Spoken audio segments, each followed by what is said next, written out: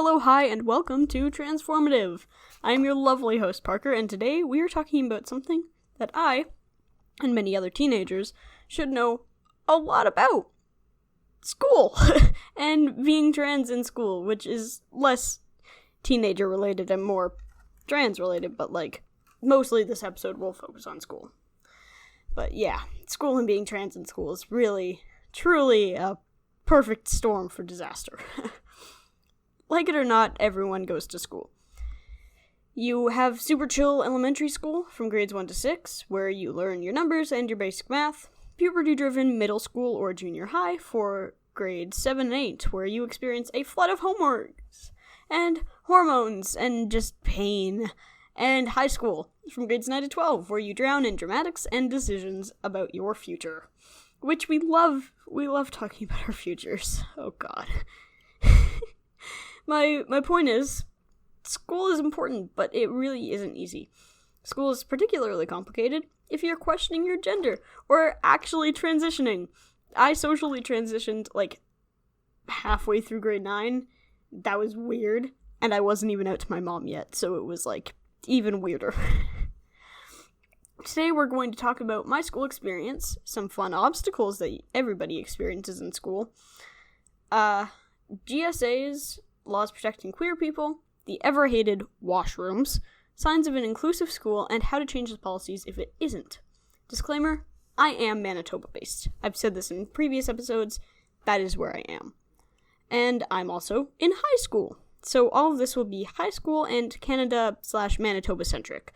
But some of it could still be relevant to you, so I would recommend still listening to the parts like laws, because laws are great. I don't know where I'm getting with this, but yeah, just still pay attention, because it is good to know rights in other countries, because they could pertain to your own country, or they could be something that you could contact local MPs or MLAs. That's what we call them in Canada, members of parliament and members of legislative assembly, and try to change those laws and really be a force for the better. But I'll talk about more later on in the episode. I'm getting ahead of myself. School! Let's talk about that. So, school obstacles. I talked about that, and it's kind of vague, but, school, especially high school, is kind of hard to navigate, especially if you have, a school that's like a maze, but that's not what I'm talking about. I'm talking about just regular, plain old metaphorical hard to navigate. And it seems to have a lot of things associated with it that just make it harder. So, relationships, romantic or platonic, extracurriculars, puberty, and second puberty if you're on hormones, which, speaking of, if my voice cracks during this episode, please don't make fun of me for it. I am well aware that it's starting to crack. 2 months on testosterone, baby. Why am I like this? Yeah, academic and athletic pressure for excellence, etc. All seem to make school so much harder, because there's just so much that you have to balance in order to be perceived as perfect, or a model teen. Newsflash, there's no such thing as perfect. I was always raised with the idea that perfect is boring, because it really is. If you have no flaws, then you're just kind of not an interesting person. Also, everybody has a different idea of no flaws, so you could be completely perfect in somebody else's eyes, but super flawed in your own. Which is why there's no such thing as perfect. It is perfectly healthy to have and strive towards goals, but it's horribly unhealthy if you try to become either something that everyone else wants you to be, or a being with no flaws, or both, which is so much worse. All of these things create a ton of obstacles, especially if you're in one of the many schools that hasn't yet had the common sense to get rid of homework. It's really annoying talking to my brothers about, oh, I have pre-cal homework, oh, I have geo homework, because they all go to a school in my dad's town, and that school doesn't have homework, because they were like, hey, maybe it's more important for kids to spend time with their families. My school hasn't done that yet. So, I still have pre-cal homework and geo homework and all of that fun stuff. I have web design homework, which I did not think would be a thing. I'm getting off track again. We love getting off track constantly. I don't think I've had one of these episodes yet where I haven't just gone completely off script and ranted for 5 minutes. Which is probably why the last one was like 40 minutes long. I'm sorry about that. Yeah. So, an average night for most kids in my grade is going home, some on an hour-long bus ride, because our school is one of 3 high schools in our whole division, and ours is the biggest. We have, like, 500-ish students, and, some kids come from, like, different towns, and they have an hour and a half, 2-hour bus ride. Before I moved to the town that my school is in, I also had, like, a 2-hour bus ride. It wasn't great. But yeah, some kids, they go home, they do their basically minimum 2 hours of homework, depending on how much they have and how many classes they have, going to one or more extracurricular activity, and then still having to find time to spend time with family, friends, and or a significant other. Or at the very least, assuring them that you're alive or going to bed. Because all of the expectations placed on teenagers by the media and society, we all have this unreachable dream of having a super healthy relationship, perfect grades, a loving and idealistic family, being the best player on our school sports team, having a super close friend group that can rival and obliterate all other close friend groups. None of this is achievable at all. They're achievable, but, like, not all at once. It would be really unrealistic and your mental health would really struggle. So, I find it best to deal with one thing at a time. This isn't what works for everybody, but this is what works for me. You won't always have time for homework, but if you're having trouble with a concept, then you can always ask at least my math teacher is very intimidating. Or if you can't spend a night with your significant other, then you can always spend lunch with them later. All of these things can only be managed, not perfected. If you manage your priorities and make compromises, but if you don't do that, everything will just kind of crumble. It won't be great at all, which is why you really got to take life just one step at a time. It's taken me a long time to realize that. I still don't realize it. And speaking of I don't realize it, the comment every day that I mentioned earlier for kids in my grade is even more complicated because of my constant strive to be better. Having a strive to be better than you are isn't bad. It's great. But I am notoriously bad. Ask any of my friends or family or anybody that knows me for longer than a month. I'm notoriously bad for taking on far more than I can handle. This year I said I wouldn't do that because it's a bad habit, but it is unfortunately a bad habit that I just kind of can't seem to kick. Been doing this since I was in, like, grade 1. It's bad. Since I want to be an engineer in the future, I take lots of science and math courses. Like, next year, next year, I am taking chemistry and physics and 2 or more of the maths. My school offers 3 math courses in grade 11, and I might be taking all of them. I haven't decided. So, I'm gonna die, but I'm gonna have a career that I like out of it, so it's gonna be fine. A list of everything that I have myself doing, just to kind of put it into perspective, like what I put myself through. So, at this very moment, I am running the GSA at my school. I'm doing this podcast, which I'm gonna count as, like, running a business, because marketing and sponsors and script writing, like, most of my episodes so far have come out late, because writing the script takes so damn long, or I haven't been able to get audio from guests. Like, it's bad. And it's just, oof. So, yeah, running a business, Air Cadets, and the school musical, and driver's ed. But I finished that tonight, and I'm so happy. I finished that tonight. You guys are probably listening to this in the future, so you don't know that it's tonight, but I'm excited, so I'm gonna talk. Which is what I do anyways. Welcome to a podcast. You listen to a rando talk for almost an hour about their life and their experiences, and they try to help you, but do they really know anything? That's the entire premise of this podcast. I'm just gonna make that my trailer episode. But yeah, on top of all those, I also visit my dad as often as my activities allow, which is a 3-hour drive away.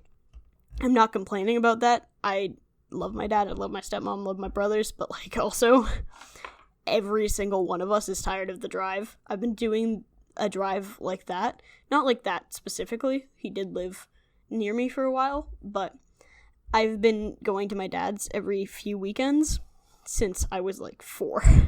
So at this point, we're all just kind of tired.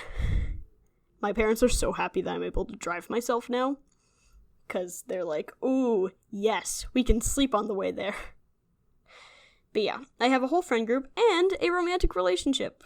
And I kind of, at the very least, need to reassure them that I'm not dead or dying because of the amount that I put myself through. Because my friends lecture me constantly. They're like, Parker, you're being stupid. You need to take a break. Which is why this episode wasn't out on Tuesday and is coming out a day late. Because, I was being stupid, so I took a mental health day. Oh boy. We love mental health. Yay! Yeah. But I'm not complaining about my life because some people have so much worse than me. Like, I have a loving family. I'm supported in my school. Like, my friends are great. But there are some things that I would change. But yeah, I'm not even in any sports. Like, people that are in hockey have it so much worse. But, like, I just don't like sports, so I'm not in them. I love my life, but, like, things can get stressful sometimes, especially with being trans. Even if I haven't faced a ton of discrimination, I still also have, anxiety because, well, I have anxiety. And it's just, I'm always afraid. Like, I went to the gym the other day, and I was in the corner in the change room, and I took off my shirt because I wanted to just not be in my sweaty shirt after I was done my workout. And I'm wearing my bright blue chest binder. And the entire time I was just like, please don't assault me, please don't assault me, please don't assault me. Nobody batted an eye. Nobody cared. Of course, it depends on where you live, where your gym is, and, like, what kind of people go there, or, like, your gym's policies on that kind of thing. But, like, I literally showed my binder. Nobody cared. And the whole time I was so afraid. But yeah. Teachers have all been great at my school with my name and pronouns. We have gender-neutral washrooms. The students really could care less. I'm not affecting them in any way. All I've really had to put up with was a couple of girl-boy comments in 9th grade that I basically just ignored because, like I said in my first episode, identifying myself, or identifying yourself, you should watch it. Shameless promo. I was bullied, like, a lot. And at some point, I just kind of decided, but why am I letting them bully me? And just kind of didn't give a second thought to them when they started calling me names again. Because it was like, hey, girl boy, and I was like, oh, okay. Thank you for that comment. I have a math class to get to. The only time that I've ever actually felt unsafe in my school, and some people from Manitoba probably remember this. I remember that it even spread to Ontario. But we had a couple of students who were definitely homophobic. They said that they weren't. Their posters said otherwise, because they put posters up all around the school. And basically just said that they were super against the rainbow poppy, and said that it was, like, promoting LGBT culture, and it wasn't even in our school to begin with, and that gay people are gross. But that's still nothing compared to what most people go through on a daily basis. That was a one-time occurrence, and it promptly got shut down. So everything for me has been pretty great. My favorite part was the gender-neutral washrooms, but not everybody has that luxury. Speaking of washrooms, I'm really going to be on a roll with these segues today. As I said, gender-neutral and otherwise called unisex washrooms are a godsend. I will go out, like, searching for a public washroom and, like, twiddling my thumbs, just being afraid, and I'll see a gender-neutral washroom, and I'm like, oh, yes! Thank you so much. Trans people, I don't know if you know this, but trans people have alarmingly high rates of UTIs, urinary tract infections, because so many of us are just afraid to use public washrooms when the only options are male and female. Even when there is a gender-neutral washroom, we're just like, oh, but we could be, like, assaulted for taking away an opportunity from a family, because there's a change table in there.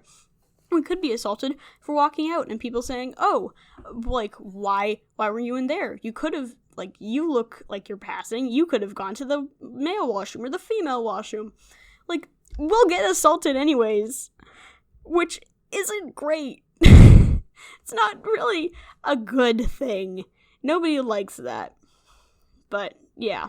I myself take up to 15 minutes-ish deciding on which washroom to use, like male or female, by deciding how masculine or feminine I look and how sketchy the place that I'm in is. Like, oh god, and who I'm with. I once used the male washroom when I was with my mom, and she was like, oh, did you come out of the male washroom? And I was like, no, moving on, anyways. Like, not a good decision on my part, but I was like, yeah, I'm looking super masculine, and I have gotten some strange stares in the female washroom when I wasn't out to my mom, because I have short hair, and I wear, like, baggy hoodies, and I sometimes, even when I'm not wearing a baggy hoodie, I look very masculine, because I do have passing privilege. I pass relatively well in most scenarios. My voice is usually what gives me away, but, like I said, that's starting to just kind of give out on me and change, which I'm not complaining about, but, like, it's, yeah. So, yay! Again, got so off track. That's basically this entire podcast at this point. So, there have been a lot of horrible assaults to happen to trans people in public washrooms because other people claim that they don't want to be assaulted, which is BS and transphobic and just so hypocritical that I kind of do want to assault them. just for being transphobic. Like, we're not there to assault you. We are there because we want to take a pee. I was gonna say take a piss, but then I was like, I shouldn't say piss on my podcast, but I've just said it twice. So, yeah. We just want to go pee. That's really it. That's all that we want to do. We don't have many needs as humans. We have a lot of needs as humans. We're a very needy species, but, like, nobody likes to use a public washroom. So why would we go in there willingly? Like, without having any other reason other than going pee. I don't understand that logic, but yeah. In Canada, discrimination and by extension, assault, which is, yeah, against a person because of their gender or sexual orientation is illegal because of Section 15 of the Canadian Charter of Rights and Freedoms. Ugh. But, it's a mouthful. But more on that soon. It's literally the next section. I do read from a script, so sometimes I go off of the script and then I have to, like, get myself on the right track and try to, like, do a natural segue. But that doesn't work all the time. Yay! So, yeah, that's why I say so often, because I'm just rambling. It's illegal to assault people because they're trans, which it should be, but it still happens frequently. Because here's a fun little tip. People do illegal things even though they're illegal, which was a concept that I didn't grasp until I was, like, 10. My mom would be like, oh, don't do that. Oh, you're not allowed to take something from a store without paying for it. Why? Because it's illegal. But why is it illegal? Because it's a bad thing and it hurts, like, the store. Okay, then why is that guy doing it? Just standing in a Walmart watching somebody run out. Like, because he's a criminal. But it's illegal, so you shouldn't do it. Yeah, but he's still doing it? Yeah. Like, my mom had a really hard time with me as a kid because I just never stopped asking questions. I feel bad for her. Yeah. So, assaults are bad. Illegal things are bad. Please don't do illegal things. This has been a PSA. But some people just don't realize that trans people need to pee. And that's all that we want to do. We just want to pee. Leave us alone. So, yay! Remember when I mentioned that fun little Canadian Charter of Rights and Freedoms earlier? Turns out Canada is great about this stuff. The legal stuff. All of that. The first province to change, like, their policies on discriminating based on sexual orientation and, like, saying that it's illegal was Quebec in 1977. To put that in perspective, my mom was 2. and that's awesome. That was over 25 years before same-sex marriage was legalized in Canada, and over 35 years before it was legalized in the States. It was actually legalized in the States on my mom's birthday. So we're just going to use my mom's birth as, like, as a marker for time in all of these episodes now. That's going to be a theme. Why am I like this? Yeah, Canada has so many laws protecting LGBT people, and Manitoba and other provinces have even more province-specific laws protecting LGBT people, which is awesome. We love that. The Canadian Human Rights Act was amended in 1996 to say that LGBT people have, and I'm quoting here, an opportunity equal with other individuals to make for themselves the lives that they are able and wish to have, end quote. Which is awesome. I love that wording. I had to put the quote in. But same-sex couples were given the same rights as straight common law marriages in 2000, and in 2005, same-sex couples were given the right to marry due to the Civil Marriage Act. Section 15, as I mentioned earlier, says that, and quote, every individual is equal before and under the law, and has the right to equal protection and equal benefit of the law without discrimination, and, in particular, without discrimination based on race, national or ethnic origin, color, religion, sex, age, or mental or physical disability, end quote. Due to the 1995 case, Egan versus Canada, that was taken to the Supreme Court, it has been clarified that although sexual orientation is not listed, it still constitutes an equal ground for discrimination. Which is awesome. There's a similar case in Alberta, but, like, if you want to learn about this stuff, then read up on it, because I had, like, a field day with creating this section. I split my script into sections. It's pretty great. You can check out my scripts and my process of writing my scripts on my website, which I'm probably going to shamelessly promote at the end because I have promotions now. Haha. I don't know why I'm laughing. It's kind of sad that I'm promoting myself and still have zero audience, but that's fine. This is for a school project. This is something that I like to do, so even if nobody listens to it, at least I'll know it's there.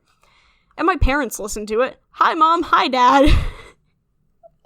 My mom was literally on an episode. Oh, God. I feel like I need more friends, but I have friends. It's just a me problem at this point. Yeah. So I'm not going to go too far into provincial laws because not everybody's in the same province, or even in Canada. Because, yeah, I did that at the beginning, just saying, hey, yeah, this is specific to me. I can't speak today, but I'm recording anyways.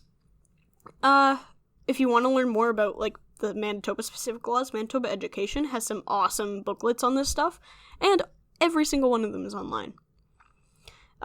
So in 2012, the Human Rights Code of Canada, or Human Rights Code Manitoba, not Canada, I was wrong, was amended to incorporate the rights of trans people, and immediately afterwards, in 2013, the Public Schools Act got changed so that all divisions in Manitoba are required to have policies protecting and respecting human diversity incorporated into their divisional policies and all of their schools. 2 things to keep in mind. Know your rights, kiddos. You cannot be discriminated against because it is super illegal. Like, literally going against human rights, which it is anyways, but it's illegal. Speaking of rights, I hate myself for these segues.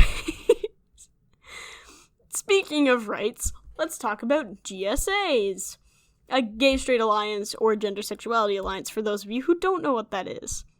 I know it sounds like a really weird segue, but in Manitoba, at least, schools are required to allow their students to start a GSA and call it a GSA. They're not allowed to say, like, no, you can't do that because it's gay. They can say, like, oh, no, you can't do that because we don't have the resources or we don't have the space, but they cannot turn it down because it's a GSA. So, again, know your rights, kiddos. That's going to be my catchphrase from now on. Yeah, so the purpose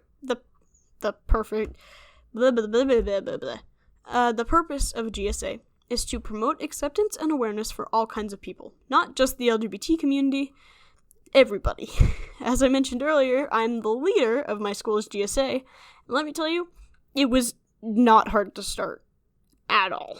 Literally all I did was go to the guidance counselor, say, hey, I'm going to start a GSA, And I planned the first meeting after we got permission from the principal, and that was it. The teacher was just like, all right, let's do that. And we did that. Yay!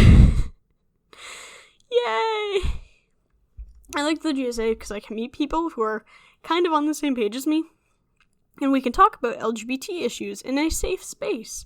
They're also great because even just knowing that it's there can make LGBT people feel more accepted at school, even if literally nothing else changes.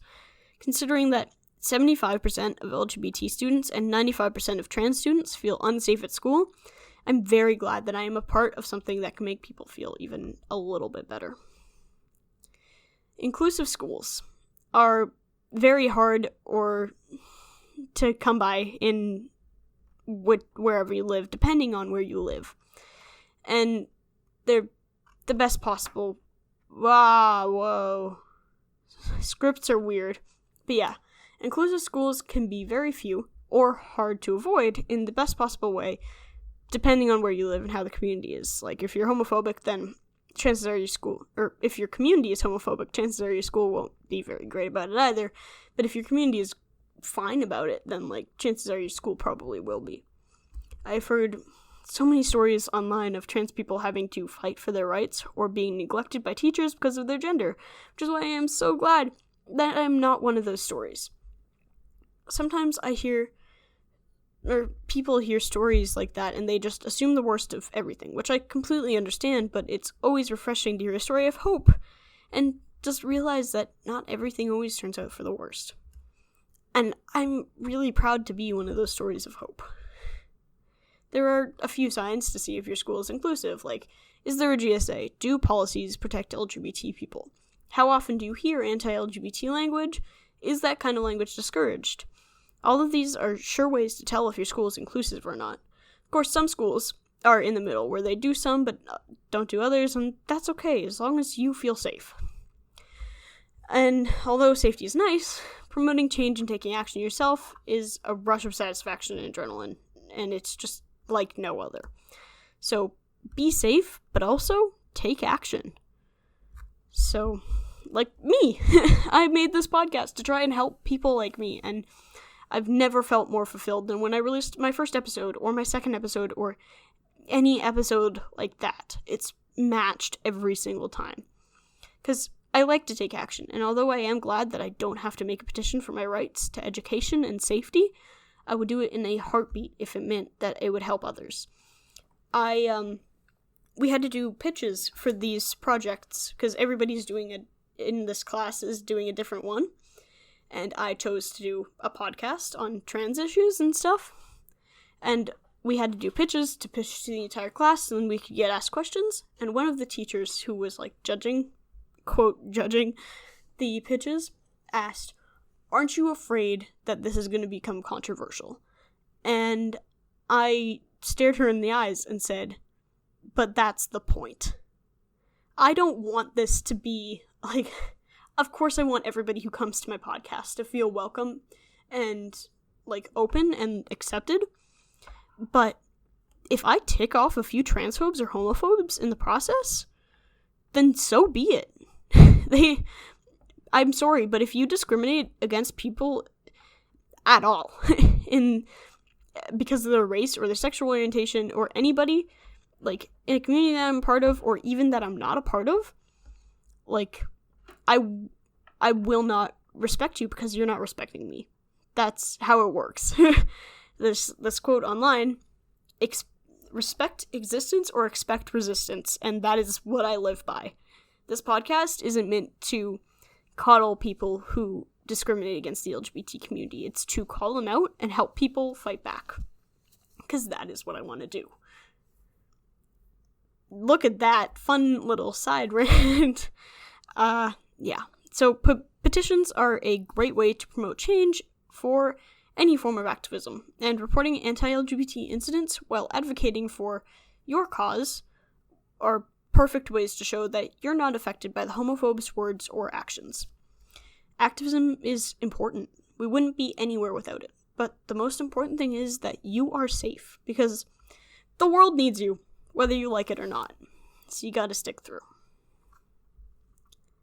That's all for this episode. Please support this podcast by finding it on Twitter at transform_pod_, because transformative was too many letters, and Instagram at transformative_podcast, and at my website, transformative.wixsite/podcast, as well as subscribing on whatever platform you're listening on. Please also remember that you can now find this podcast on plenty of platforms, such as Anchor, Spotify, Google Podcasts, Pocket Casts, Radio Public, Stitcher, and Breaker. I hope that this episode has helped you in some way, or maybe even made you feel more comfortable in your own skin. I have been Parker, and this has been another episode of Transformative, a How-To Guide. See you next episode!